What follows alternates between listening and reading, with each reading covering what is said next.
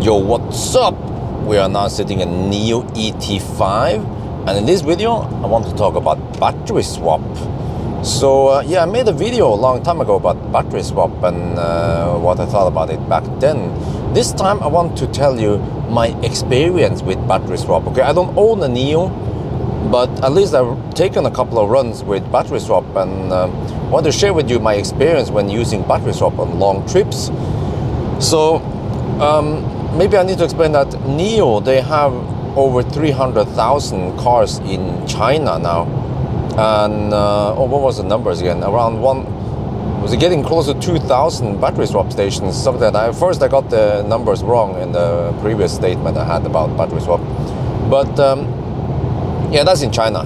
In Europe, they are getting more and more battery swaps, but it's just a handful of battery swap stations in Europe for now. In Norway, also not that many yet.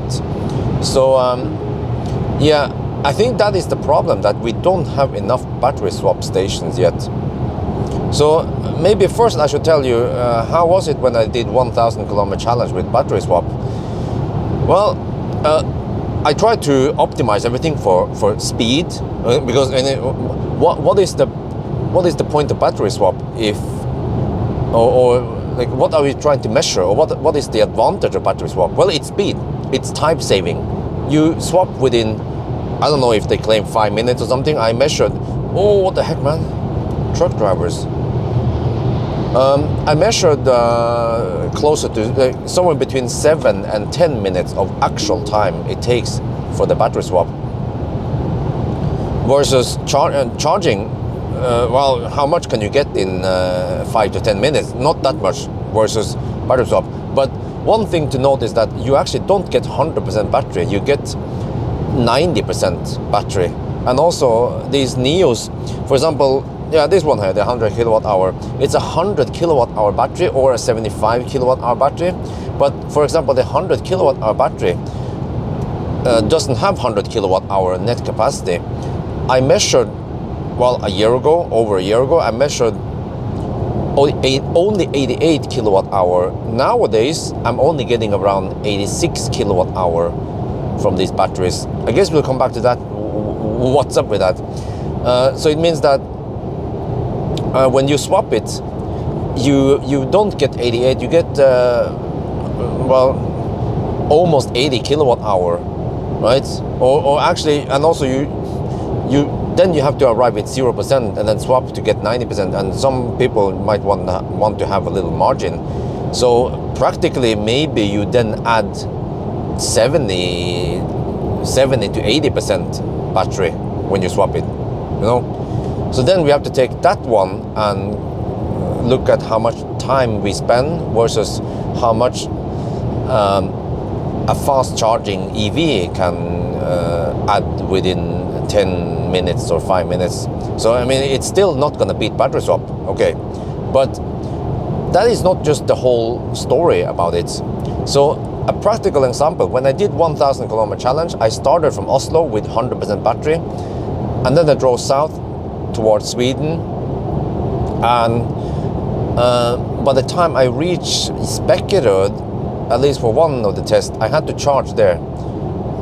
And then I had bad weather on the other run with a similar car. That was the first one was the ES8. The ET7, which has more range, of course, but it was winter. Second run was with the EL7, which is an SUV, so it's thirstier. So in both cases, I could not go directly from Oslo to Varberg, where the battery swap station is. That's only 360 kilometers away, and those cars cannot make it there. And the roads are similar to here. We have, wait, what the heck, where's the wiper? We have motorways with 110 kilometers per hour speed limits. And if you add VAT, then you can work out roughly what the speeds will be. Now there's actually a new battery swap station at Kongal, which is a little bit before that, roughly, let's say around a little bit over 200 kilometers away from Oslo. So it would make sense to swap there. But then if I swap there, then well, once you swap, you want to drive a certain distance, maybe around 250 to 350 kilometers before you want to swap again. And that's the problem, because when you go to Kongalv and swap there, then there's no other swap station, well, except for Helsingborg, where we have the endpoint, right? But in a more real-world situation, there aren't that many swap stations around, so you might want to swap and then drive a bit, and then either swap, or you have to fill up with some charging before you can reach another swap station. And it's that charge session in between the swaps that goes slow, because with this car, well, actually not only rather this battery, since they use the same battery, they have the same charging curve, all of them. You can peak at 125 kilowatt. That's what I've seen. I think on spec it's supposed to be higher, I'm not sure, but I've seen 120 to 125 kilowatt, and that is not very fast for a 100 kilowatt hour battery nowadays. The competitors, they are charging at 200 to 250 kilowatts for something similar, or maybe even smaller battery packs. So yeah, and also there's a lot of stuff I need to mention. That so in the 1,000 kilometer challenge case here, yes, I drove a while, but then I had to top up and charge, and that was actually very good that I needed to charge. Why? Because I then had the opportunity to just plug it in and then go to the restroom and maybe grab some food. And then, depending on if it's summer, winter, then the charging session could be something between 10-15 minutes to up to almost half an hour, depending on the weather and everything, right? So then, but at least then you get the charging stop you need. But then after that one, then I had to drive 1 hour to the swap station, and then I swapped. And once you swap, you cannot leave the car. That's just the way NIO has programmed the systems. And then the swap takes 5 to 7 minutes, plus a little bit overhead when you have to back in and press OK and all that stuff. And wait after the swap is finished. You also have to wait for the green light and the car to fire up and everything. But then you spend those 5 to 10 minutes for the swap, and then you can go to the restroom if you like. But if you do that, the car will just be sitting there doing nothing. Or you can just, like what I did, I just went. I only swapped, I didn't leave the car. And then I hammered it. So I did not pee for about 2.5-3 hours roughly.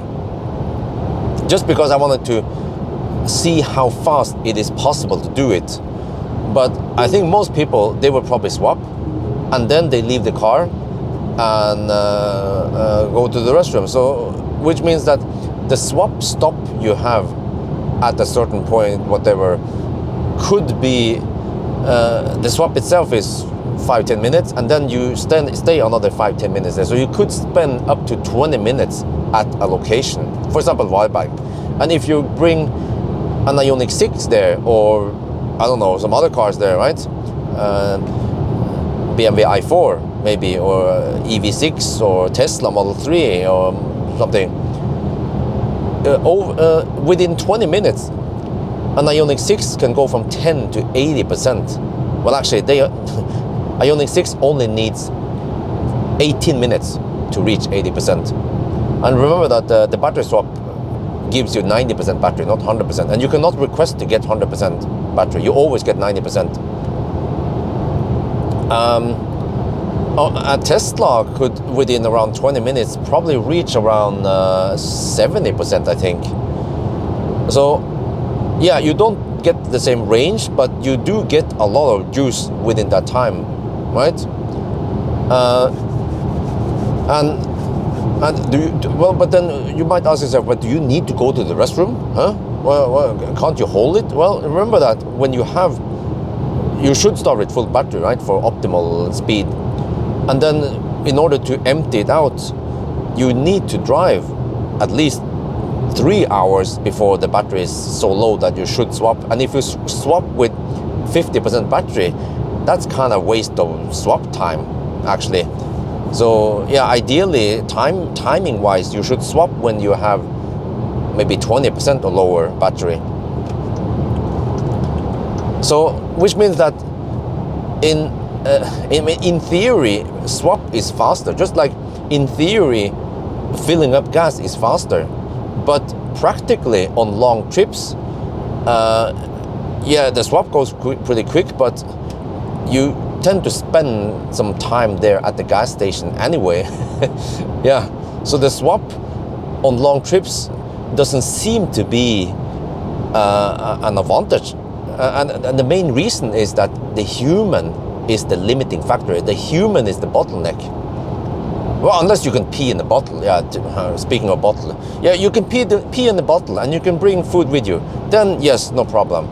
But for more practical trips and with family or kids or dogs or with buddies, I think most people don't hold it too long. So they probably just drive and then swap and then stop and then park. Same thing as what fossil cars do when they need to take a break. They drive, they refuel, put in some dinosaur juice, and then they park the car and they go to the gas station. Well, some people also block the fossil pump while they go inside the gas station. Yeah, why not? Skal bare, they say. So, yeah, but then what about on long trips if we have charging queues, right? Laderstau. Yeah, then it's wonderful because the probability of getting a stau in a swap station should be quite low, since each car only needs no more than 10 minutes, 5 to 10 minutes to finish a swap. Whereas a charging station, if you only have one high power charger, let's say a 350 kilowatt charger, most cars, they don't need they probably need at least 15-20 minutes, half an hour, or maybe even longer. But fortunately, on many charging sites, you don't only have one charger. You have maybe 4 or 6, or if it's Tesla, they slap down 10 or maybe 20 slots. And cost-wise, you can say, yeah, maybe one swap station costs the same as, I don't know, actually I just take this out of the blue, maybe at least 4 high-power chargers, right? Something like that, or I'm not sure. Which means that when you then have 4 high-power charging slots, for example, 4 Ioniq slots, 350 kilowatt, right? Then on average, each car might need only 10 minutes on each slot. You might have, statistically, you have to wait 10 minutes before one slot gets available, right? And then it is very similar to a swap station, because if you're unlucky, and even if there is no stau, no rush hour, anything, if you're unlucky and you arrive at the swap station and there just happened to be one car in front of you and he's just started, then you might have to wait 5-10 minutes before he's finished, right? But on average, it's half of that. So, but what I'm saying is that even during rush hour, there could even be swap stau, yeah. And the problem is that once you have swap stau, well, what the heck is going on over there? Okay, someone dropped something. Okay, well, if you're unlucky, you might have to wait, let's say, half an hour before you get the slot. Whereas a site with lots of high power chargers, you might not have to wait that long before you get a slot, but then of course you have to charge, and that takes time. But I think what is important for many people when they are in a Laderstau situation or a Schwabstau situation is that you just want to have a slot. And then, because once you get a slot, then you can do whatever, eat, chill, you know. But as long as you're queuing, then you're more or less just you are bound to queue, and you can't do something else, because unfortunately there is no queuing system for, well, I mean, there is a queuing system kind of for charging, which means that you just have to stay in line. You can't just take a ticket and then come back and get a reminder once it's your turn. So it's unfortunately not that sophisticated yet. But okay, so that's my experience and my predictions of how it is when you have it on, when you are driving on long trips with swap, a battery swap. But what about locally? Locally it must be brilliant, because especially locally the battery might be cold, you know, it's cold gate, especially in winter. So if you then swap locally, it would be instantly you get 90% battery. Boom. Yeah, that would make more sense. Except for that, why do you need to locally swap in the first place? Because the biggest advantage of an EV is that you can charge at home overnight or at the office when you're working for 8 hours, and then you fill up the battery slowly but a lot and cheap also, and you don't put too much stress on the grid. So I think most people who owns an EV, they should have home charging, either private home charging or charging at work, or if you live in an area where you have public charging and there are enough of them so that you can get a spot there when you need, and then you charge there overnight, and then you have enough juice to drive several days or maybe a week until you have to go and find a spot there again, something like that. But if you own an EV and you don't have home charging and you don't have any street charging nearby and you have to rely on fast charging, that is possible, but it is a bad user experience for an EV driver. So yeah, it's like, I mean, how do I put this? Let's say it's very convenient to eat breakfast at home, right? Or to eat dinner. Eating at home is very convenient since you live at home. Can you imagine if you for some reason could not eat at home? Every time you want to eat, you have to go outside, and you can't just take away. No. You have to go outside and you have to eat at a restaurant or a fast food chain or a cafe. Then you can imagine how cumbersome it is just to live, right? And that's basically what I mean is if you can't home charge, then the user experience as an EV driver is greatly reduced. But with battery swap, you can solve it. Yes, you can.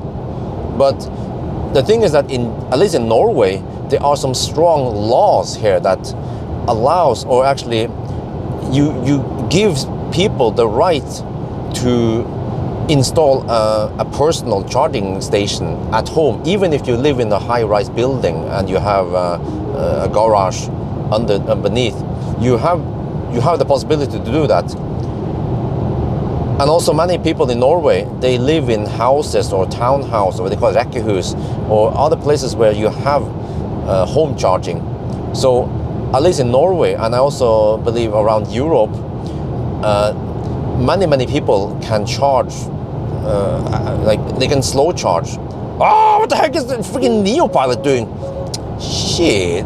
They can slow charge somewhere, right? And then just a few unlucky people or unfortunate people, I'd say, they need to always fast charge, but they just want to have the EV. So for them, yeah, battery swap would make sense. But however, nowadays, for example, in Oslo, I take Oslo or Norway as an example since I know it best. There are more and more fast charger and even high power chargers at key locations where you spend some time. For example, at shopping malls, grocery stores, even some gas stations, and some other places I don't remember right now. Which means that if you do a little bit of planning, if you cannot charge from home, still in that scenario, you can just top up for 10-20 minutes while you're doing groceries or while you are at the shopping mall.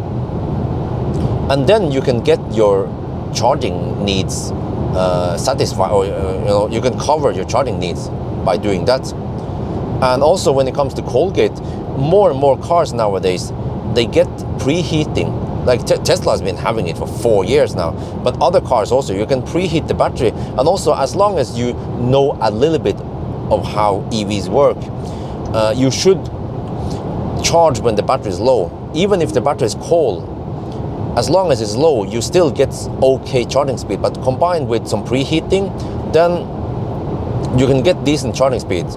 And okay, it will never be as fast as local swapping, but you don't have to maybe do everything in one go. You can just spend some time at the shopping mall or do some grocery shopping, and then you fill up 30-40% of the battery, and then next time you do something you fill another 30-20%. So it's all about ABC. Always be charging. That's the initial ABC.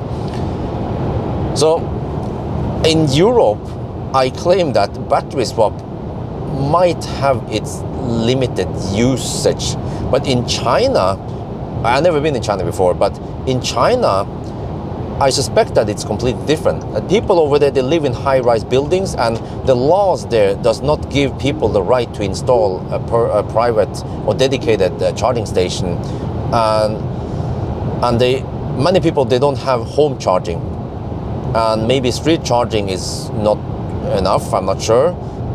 So that's why in China it makes perfect sense to have battery swap. I mean, I even seen that in China they have plenty of superchargers, because many Tesla owners, they don't have home charging, and the only way for Tesla to sell cars in China is to offer street or city superchargers for the owners. So I heard that at some times the superchargers were really busy in the cities, and you had to queue up and then sit there and charge for an hour or something. And once you get there, you don't want to charge with just 60%, which is the fastest. No, you want to sit there and charge to 90% or maybe even more, because then you don't have to go there and queue up too often. So that's the situation in China. So over there it makes perfect sense, but in Europe, and the way I experience it, I feel like, nah, but you see, but does it mean that the technology is useless? No. What NIO could do, or someone else who wants to build a swap network, is that they could maybe allow the user to leave the car, right? If you can leave the car for those 5 minutes, that'd be great. You can do your thing. But the problem is that if you leave the car and you you spend too much time, and you don't get back to the car in time when it's finished, then suddenly you are the bottleneck in the system, and there could be other people waiting for you. So, and I know this because sometimes I'm thinking, oh, I'm just gonna go to the restroom. I'm just gonna go to the gas station, and then what happens? There is freaking toilet stau, man. Yeah, and then I spend more than 5 minutes waiting for the one toilet to be available. Or I don't know, there could be stuff that takes longer than you expect. So I think that's maybe the problem. Maybe that's why NIO, they don't want the people, maybe Chinese people, to leave the car, because maybe in China there is more often Schwabstau, and that's why you don't want to, you want to minimize the queuing. Yeah, that's what I'm saying. But at least if it would be possible, yeah, then that would be better. Or if you travel with a family, then okay, before you swap, everyone get out except for the man. Yeah, his duty is to swap. Wife and kids, they can go inside and pee and eat and whatever, and then afterwards, then the man needs to go and pee maybe. But at least the kids, the wife bought some food for him, you know, something like that. Yeah, I guess that will work. Okay. And also, what NIO could do is they could increase the fast charging speed on these cars, so that in Europe you will be able to charge faster when you are not swapping. But then, in that case, what is the point of the swap in the first place, right? Why don't you just offer fast charging in the first place and then don't have swap at all? And another problem with swap is that it's proprietary. It's only for NIO cars. Other cars, well, I mean, technically, yes, if other car manufacturers want to use the swap network, for example in China, maybe that makes more sense. Over here in Europe, you'd be like, huh, why? There are so few stations. Yeah, but for example in China, yeah, if BYD wants to join the NIO network, they have to make a car that conforms to all the standards. They have to use the exact same battery pack, and also the protocols and all user interface and everything needs to be, well, actually it doesn't have to be exactly the same, but at least all the signals and everything needs to be the same so it can be used, which means that they have to follow NIO standard, which isn't an official standard, right? It's just NIO's own standard of implementing things. But in comparison, Tesla, when Tesla created the supercharger network, okay, it was Tesla only. In the beginning, it was that Type 2 thing that has DC, you know. But then eventually Tesla switched it to CCS, and they still kept the same infrastructure and everything. And then suddenly other cars were able to charge on the supercharger network. But it seems to be way harder for NIO to open up the swap network for other brands. And also, do they want to open up the network for other brands?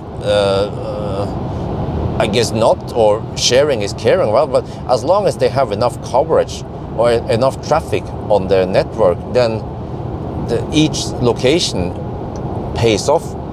But for example, in Tesla's example, for example, a not very used supercharger location up in the north, Brakvassal, good example, Brakvassal. There is no town there in Brakvassal. Well, actually, maybe there's a tiny town. There is no city there. There is not much traffic at Brakvassal, but Tesla still install, I don't remember how many, maybe 12 to 16 stalls there, supercharger stalls. Lots of stalls. That's great, because if there is some vacation or I don't know, vacation or holiday or something, and lots of Teslas travel, then the probability of Laderstau over there is quite low because we have enough stalls. But the problem is that for most of the year, most of the weekdays, that site is not very well utilized. So they invested a lot of money in that site, but they are not getting good return on investment.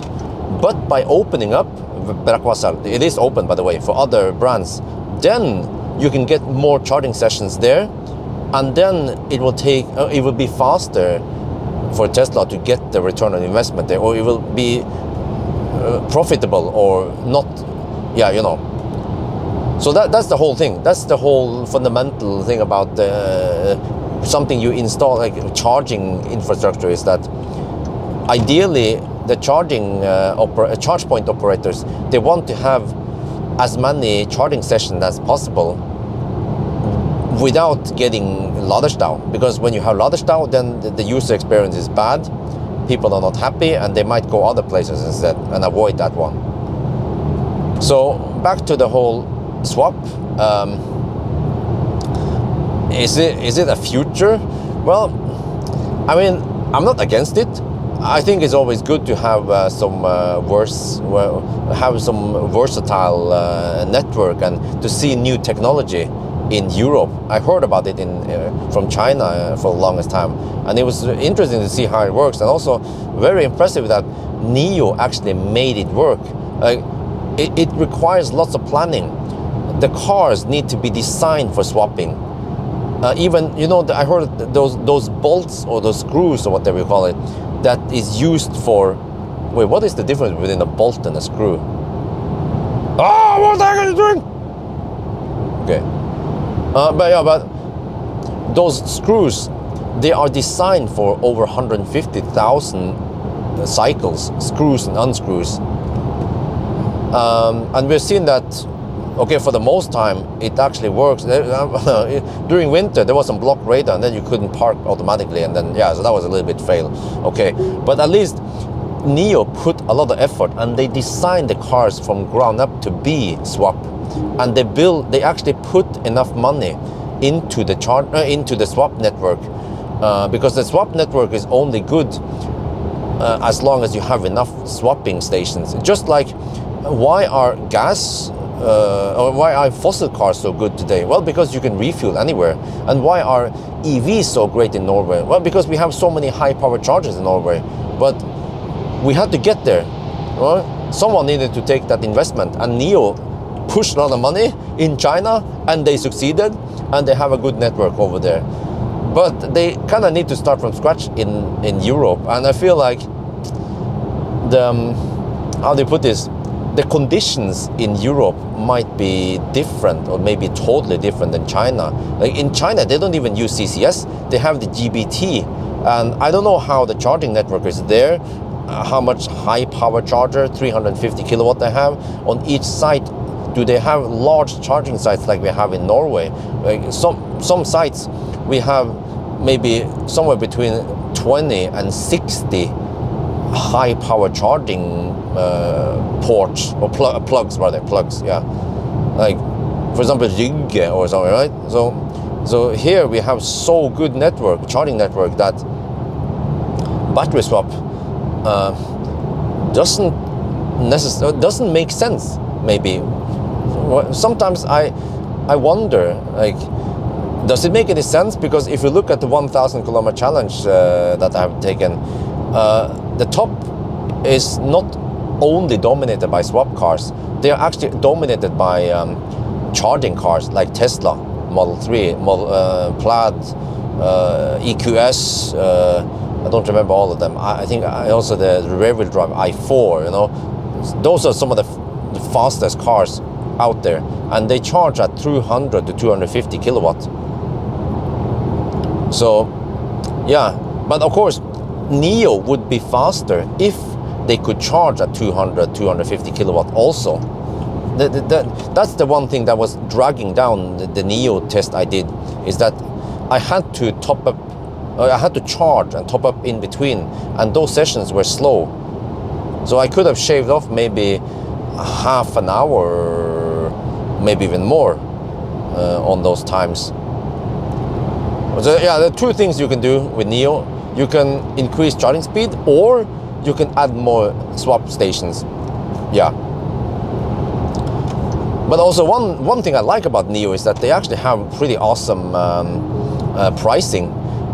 You get, in order to swap, you have to have BAS battery as a service. You rent the battery, and then you can swap. But that means you don't own the battery. But then the price of the car becomes lower, which is also good when you want to have a loan, for example. Or now in Norway, you get tax on EVs. There is a weight component, weight tax, but also a price tax. You have to pay VAT of the amount that costs over 500,000 NOK. So, for example, in the Nio cars, if you want 100 kilowatt hour battery and you want to buy it, you have to pay 160,000 NOK for it, which is quite a lot. So by shaving off that one and just rent the battery, then it's better. And also, it costs the bus, by the way, with a 100 kilowatt hour battery, costs 2,000 NOK per month, but you get 200 kilowatt hour of either swap or charging for free. And one swap, if you have to pay for it outside that free thing, cost almost, well, it's 2 NOK per kilowatt hour plus a swap fee of 99 NOK. So it's actually almost 2,000. No, not that bad. Let's say maybe roughly 1,500 to 1,600 NOK. Yeah, it's kind of high, but yeah. So, which means that when you swap twice, it almost pays for itself. You know, wait, did I miscalculate something here? Yeah, I did, my bad. It's not, it's 100 and, let me do the math again, 350-ish, yeah, 350 NOK. No, wait, I'm just tripping right now. One swap can cost, if you pay it for yourself, it costs almost 200 NOK. Yeah, my bad. So 2 swaps will be around 400 NOK, roughly, that you get for free. But if you charge at Fortum, which is quite expensive in Norway, and at Fortum it's now called Recharge, then it costs 8 NOK per kilowatt hour. But you can use bus to charge at Recharge. And then if you spend those 200 kilowatt hour on charging, on recharge, it cost 1,600 NOK. So what I'm saying is that for the price of the 2,000 that you are paying per month, you actually get a lot of free charging. Yeah. But when it comes to swap and degradation, that is another interesting topic, and that is that the argument for swap has been that, oh, but you know, we don't have to worry about battery degradation. There was actually a case that is, an article or a story that has been shared lately. You know, Avilo, they have battery tests. Avilo published some information about battery degradation lately, and they found out that if you fast charge a lot, you will degrade the battery faster. Well, yeah, no joke, Sherlock. But at least when they published the information, it was presented as if fast charging was really bad. It will kill you. It will kill your battery really fast, and you should avoid it at all costs. But I don't think it's that. When I tested batteries degradation, okay, I have indications that fast charging is not good for the degradation, but not that much. Like, I mean, how much is it? Maybe it degrades it for a little bit more, but not like doubles the degradation or something like that, you know? But anyway, so that story was published around Norway, and people started sharing it on Facebook. And I saw there was one guy, he shared it on the NIO group, and he was like, yeah, at least we don't have to worry about degradation. Well, but then I was thinking, well, what do you know? Are you actually assuming that NIO cars don't degrade? Of course they do. Think about this. I already worked out that NIO, they have, you know, based on how many swap stations they have and how many batteries they have in each swap station, number of cars with batteries versus number of batteries total, the swap stations, they only hold roughly 3% more batteries than cars, if you know what I mean. So if you have 100,000 cars, there is only 103,000 batteries total, and those 3,000 batteries are located in the battery swap stations. And that means that there will be degradation, because degradation happens when you discharge a battery, just like we are doing right now. And when, the degradation happens because we are using cycles on the batteries. And okay, ideally, if you have 2 times more batteries than you have cars, then degradation is cut to half. So here we can say technically degradation is reduced by 3%, roughly, statistically, right? But then we have to look at another thing, and that is, how are these batteries charged in the swap station? Are they charged, slow charged overnight, over 10 hours? No, they are actually charged quite fast, around 90 kilowatts, because they have to be ready within an hour. And then if you have a big swap station, then on average every 5 to 10 minutes a new battery is ready for being swapped out again, which means that the batteries in the swap station, they are charged at roughly 1C, or it basically means that they are DC fast charge. DC and AC, I mean, it boils down to it. Like when we say DC fast charging, it means that we are receiving DC directly from the charging station, and then when we are AC charging, we are charging on AC that goes into the car, but then the onboard charger converts it to DC.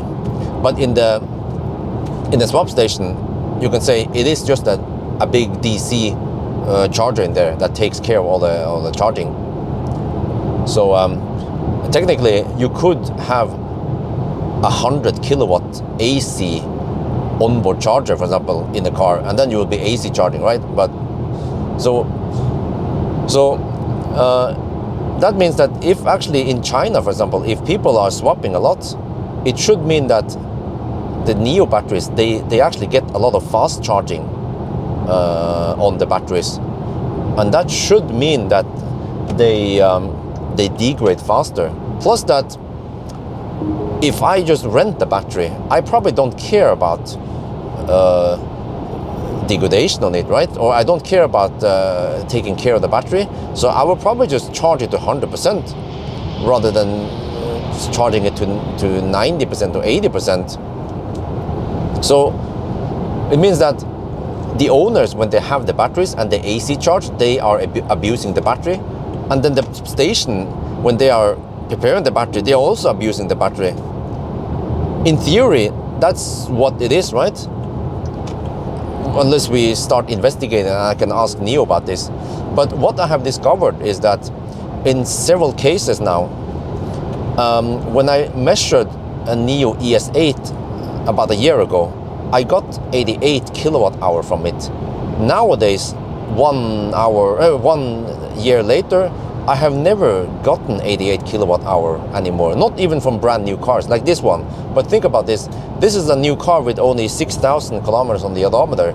Does it have a new battery? No, because it has been swapped. So it got a new, well, it got a degraded battery that was already in the system. And by the way, when you order this car with bus, I don't know how it works, but what do they actually put in here? Okay, I guess if you order the car with and you buy the battery, then you get a brand spanking new battery at the factory. But maybe if you buy with bus, they just take an old battery in the system in China and then put it in there and then ship it to Norway. I'm not sure how it works. It would be interesting to have a little conversation with NIO about this. But what I'm saying is that from my discoveries now, it seems like the batteries we are seeing on today's cars, they have roughly 2-3% degradation. Even if you buy a brand spanking new NIO today and you go for bus, you have degradation. But we'll be like, wait.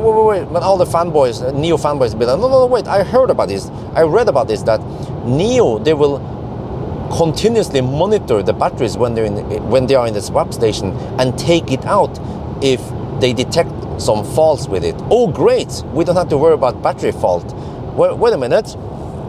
But only 3% of the batteries are in the battery swap station. The remaining batteries, they are in the cars, right? So the probability of the swap station detecting a fault when it's in the battery, in the swap station, that is microscopic. Most of the batteries, they are living their lives in the cars, either stationary or driving around somewhere. And that should mean that if a battery fault occurs in the car should detect it, right? I mean, are there reasons why the cars would not detect it until it is swapped into the swap station and then the swap station detects it? No, the car should also be able to detect the same errors, exactly the same errors as what the swap station would. And that brings me down to, but what is the whole point that, but you don't have to worry about the swap station take care of it? Well, errors is more likely to occur on NIO cars with batteries in them rather than at the swap station.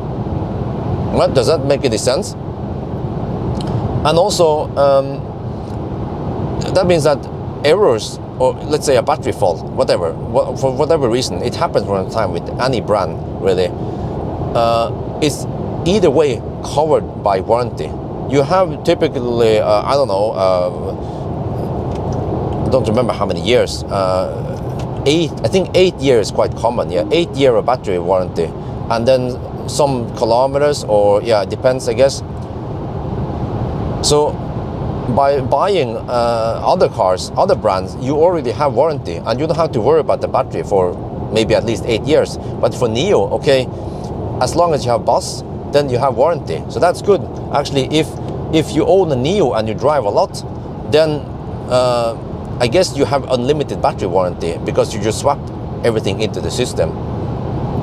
But does that mean that the NIO batteries, they never degrade? Or, I mean, no, they don't degrade because NIO, they take care of it. Well, think about this. How does batteries degrade? They degrade because each individual cell gets a little bit weaker over time. And then, but then in some cases, for example, with a Kia Soul that has a faulty battery, then there were some bad cells, or rather bad modules that got more heat, and then over time, those cells were a lot weaker than the rest of the pack. And then what happens then is that the state of health drops plummets. So you get instead of gentle decrease in state of health, suddenly you get maybe 60% state of health, massive drop. But when you replace the faulty module, suddenly you restore it back to maybe 80-90% state of health, what it should be, what the rest of the pack is currently at, right? And then also another thing is that if you want to, when you do those battery repairs, you can't simply just put a brand spanking new cell or module in there with the rest of the other. You have to match it. So if the rest of the pack is degraded to 90%, you have to find another module that has around 90% capacity left and put it in there. And then we bring it back to NIO's case. So if NIO batteries are slowly degrading, first of all, do you think they would, from an economical perspective, do you think they will actually just keep refreshing the batteries so they will be at 100% or 98% state of health at all times? No, they will naturally just degrade in the system, because if they kept refreshing the batteries, they will cost massive amounts of money.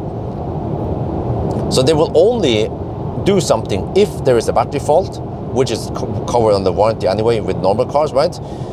And then in case they want to, how do you put this? In case they want to restore the capacity, how do you do that? You have to replace the whole battery, all the cells, all the modules, so that they are equally the same, right?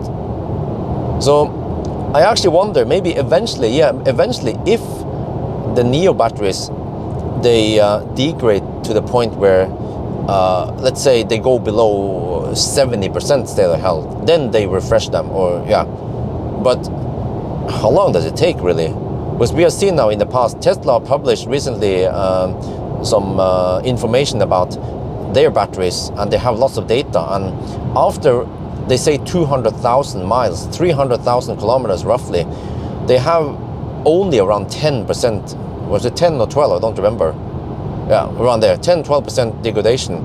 My own test from Millennium Falcon, which is just one case, Tesla, they have lots of data, big data, but I had one case. Millennium Falcon, after 260,000 kilometers, had 11% degradation. So it's actually very close to what Tesla also found.